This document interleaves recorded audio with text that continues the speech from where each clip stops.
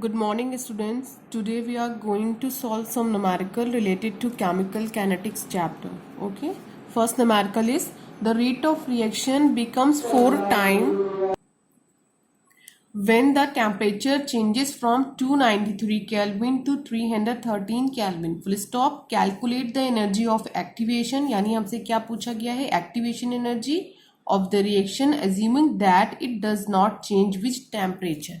Okay तो सबसे पहले हम फर्स्ट लाइन को देखते हैं. The rate of reaction becomes 4 time. हमारा जो रेट ऑफ रिएक्शन है वो 4 गुना हो जाता है. तो हम सपोज करते हैं कि पहले हमारा K1 कितना रहा होगा, K के इक्वल ले लेते हैं, आप 1 भी ले सकते हो यहाँ पे, ठीक है. और जब हमने जब टेम्परेचर को चेंज किया यानी टेम्परेचर 313 केल्विन किया तो जो हमारा रेट ऑफ रिएक्शन था यानी बाद वाला जो रेट ऑफ रिएक्शन वो क्या हो गया, 4 गुना हो गया यानी 4K हो गया. ठीक है, तो ये K1 है, ये K2 में पता चल गया है. ठीक है, और देखिए यहाँ पे क्या गिवन है, when the temperature changes from 293 kelvin. तो ये T1 क्या है हमारा 293 केल्विन है एंड T2 हमारा जो है 313 केल्विन है. और हमें क्या फाइंड करना है, एनर्जी ऑफ एक्टिवेशन यानी EA, एक्टिवेशन एनर्जी हमें फाइंड करने के लिए कहा गया है. ठीक है, तो अब हम देखते हैं कि यहाँ पर हम कौन सा फॉर्मूला पुट कर सकते हैं. तो यहाँ पर हम एक फॉर्मूला है log K2 upon K1 is equal to EA divided by 2.303 R 1 minus T1 1 divided by T2. ये फॉर्मूला हम यहाँ पर पुट कर सकते हैं. ठीक है, तो इस फॉर्मूले को हम दूसरे एक और तरीके से लिख करके आपको मैंने बताया था, अगर आपने वीडियो देखा होगा ऐसे भी लिखा था, log K2 upon K1 is equal to EA 2.303 R T2 minus T1 into T2, ऐसे भी लिखा था. ठीक है, तो हम चाहे इसका यूज कर लें चाहे इसका यूज कर लें, दोनों में से किसी का भी यूज कर सकते हैं. अगर हम इसका यूज करेंगे तो लास्ट में ये काम तो हमें करना ही पड़ेगा. ठीक है, चलिए हम वैल्यूज पुट करते हैं.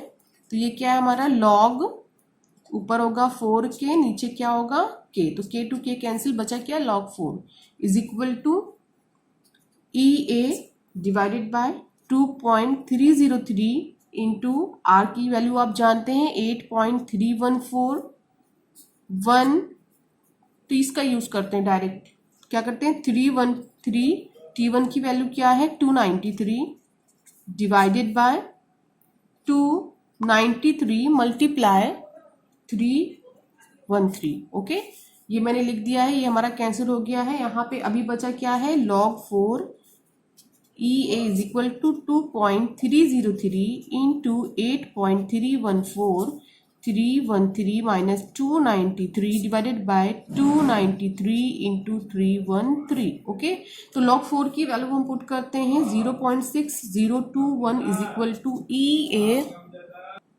Divided by 2.303 into 8.314. अब हम क्या करते हैं, इन्हें माइनस करेंगे. 93230 11 लिया मैंने, कैरी लिया, 11 से 9 गया 2 20. Okay, 20 divided by 293 into 313. Okay, ये हो गया है. अब हमें क्या करना होगा, हम एक साइड में कर लेते हैं एक्टिवेशन एनर्जी को. तो हमें इक्वेशन मिलेगी 2.303 इंटू 8.314 इंटू 293 इंटू 313 इंटू, इसको भी कर लेते हैं 0.6021. Okay, divided by 20. अब जब हम इसे सॉल्व करेंगे तो हमें आंसर मिलेगा 52.86 kJ पर मोल. Okay, now next numerical is sucrose decomposes in acid solution into glucose and fructose according to the first order rate law with half life is equal to 3 hour. What fraction of sample of sucrose remain after 8 hour? देखिए यहाँ पर पूछा क्या गया है, fraction पूछा गया है. किसका, कॉन्सेंट्रेशन का, पहले कितना था और बाद में कितना हो गया. ठीक है, इन दोनों का फ्रैक्शन पूछा गया है. ठीक है, तो जो हमें फाइंड करना है वो एक्चुअली क्या फाइंड करना है, देखिए कॉन्सेंट्रेशन ऑफ ए ये डिवाइडेड बाय इनिशियल कॉन्सेंट्रेशन, इनका जो है हमें ये चीज फाइंड करनी है। फ्रैक्शन बोला गया तो फ्रैक्शन में ही लेके, कोई सेपरेट बोला नहीं गया, ठीक है। चलिए अब हम देखते हैं यहाँ पे हमें गिवन क्या है और इसको फाइंड करने के लिए कौन सा फॉर्मूला हम पुट कर सकते हैं। तो यहाँ पे जो गिवन वैल्यू है वो केवल अभी तो एक दिख रही है, ठीक है। यहाँ पर हमारी गिवन वैल्यू क्या है, T½ is equal to 3R। हमें हाफ लाइफ दिया गया है, साथ में हमें टाइम दिया गया है। टाइम इज इक्वल टू कितना दे रखा है हमें, 8R, ठीक है। ये दोनों हमारी यहाँ पर गिवन वैल्यूज हैं। तो हम देखते हैं, क्योंकि यहाँ पे रिएक्शन फर्स्ट ऑर्डर की बात करी गई है तो हम इक्वेशन भी यहाँ पर फर्स्ट ऑर्डर की देखते हैं। किस इक्वेशन से हम इसे सॉल्व करेंगे, K is equal to 2.303 divided by T log initial concentration and A is final concentration. तो ये हमें बताना है कि हमें पता नहीं है, T हमें पता है, ठीक है। T देखिए यहाँ पे गिवन है। अगर हमें K नहीं पता है तो हम इसे फाइंड कर सकते हैं। कैसे फाइंड कर सकते हैं, क्योंकि हमारे पास एक फॉर्मूला और है, K is equal to 0.693 divided by T½ देखिए इसकी हेल्प से हम T½ फाइंड कर सकते हैं। चलिए करते हैं, वैल्यू पुट करते हैं। तो K is equal to 0.693 divided by 3। जब हम इसे सॉल्व करेंगे तो हमें आंसर मिलेगा 0.231R, ओके, इनवर्स। ये हमारा आंसर हो गया। अब ये वाली वैल्यू है वो यहाँ पर पुट करेंगे, 8R दिया गया, हमें यहाँ पे पुट करेंगे तो हम ये वैल्यू को फाइंड कर सकते हैं, ठीक है। फ्रैक्शन में ही हमें मिलेगा आंसर। तो चलिए करते हैं। तो K की वैल्यू हमें क्या मिल गई है, इस पे जा रहे पुट करने, ठीक है। 0.231 is equal to 2.303 divided by 8 log base A0 upon concentration of A, ठीक है।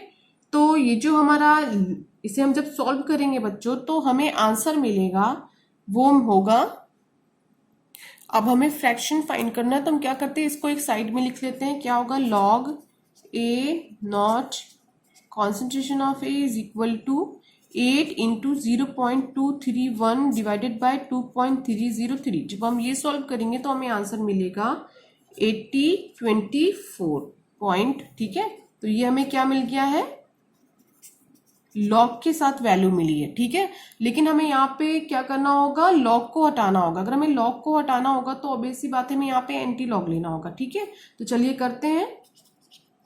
A0 is equal to antilog of 0.824। जब हम इसका एंटी लॉग लेंगे तो हमें आंसर मिलेगा 6.345, ओके। तो अब ये 6.345 है, बट आप देखो यहाँ पे मुझे कैसा चाहिए था, A0 नीचे चाहिए था और A क्या चाहिए था, ऊपर चाहिए था। यानी इनिशियल कॉन्सेंट्रेशन नीचे और हमारा फाइनल कॉन्सेंट्रेशन हमें ऊपर चाहिए था। तो हम क्या करेंगे, देखिए A upon A0 is equal to 1 upon 6.345 is equal to 0.158। ये क्या होगा, हमारा आंसर होगा, ठीक है। Now next numerical is the decomposition of a hydrocarbon. Follow the equation. Equation है, मैं इसे यहाँ नीट एंड क्लीन लिख देती हूँ। K is equal to 4.5 into 10 to the power 11, ठीक है। सेकेंड इनवर्स है, ठीक है, इसे ब्रैकेट में कर दे रही हूँ।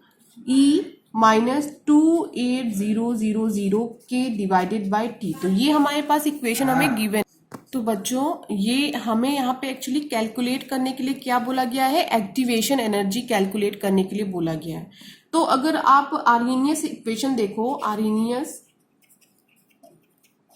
इक्वेशन, तो आर्हेनियस इक्वेशन में भी आपने कुछ ऐसा ही इक्वेशन पढ़ी थी। इक्वेशन में लिख दे रही हूँ। इक्वेशन हमारी क्या थी, K is equal to A minus EA upon RT। देखिए दोनों इक्वेशन काफी हद तक एक दूसरे से मिलती जुलती हैं, ठीक है।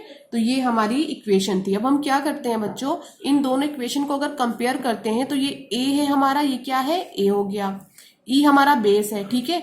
ये वाला जो पोर्शन आपको जो पावर में दिख रहा है ये पूरा क्या हो गया, ये हो गया, ठीक है। अगर इन दोनों को हम कंपेयर करें तो हम क्या कर सकते हैं, यहाँ पर माइनस EA अपॉन, तो EA upon RT is equal to minus 28000 divided by t. तो यहाँ पे क्या होगा, टी से टी कैंसिल होगा, माइनस से माइनस कैंसिल होगा, तो बचा क्या हमारे पास, E A upon R is equal to 2800। ठीक है, ये हमारे पास बचा है और हमें फाइंड क्या करना है, ई ए। तो हम ई ए एक साइड में कर लेते हैं, 2800 इंटू आर। ओके, तो हम आर की वैल्यू पुट कर देते हैं, हमें पता है 8.314 जे पर के एन मोल। ठीक है, केल्विन मोल। ओके, तो यहाँ पे देखिए हम आर की वैल्यू पुट करेंगे तो हमें क्या मिलेगा, E A equal to 2800 into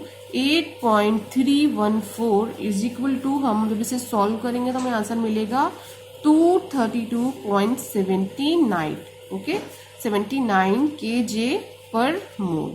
okay, activation energy हमें ये मिल गई है। ठीक है, तो आपको ऐसे भी क्वेश्चन मिल सकते हैं कि जिसमें आपको कंपेयर करा के आंसर निकालना पड़े। ठीक है।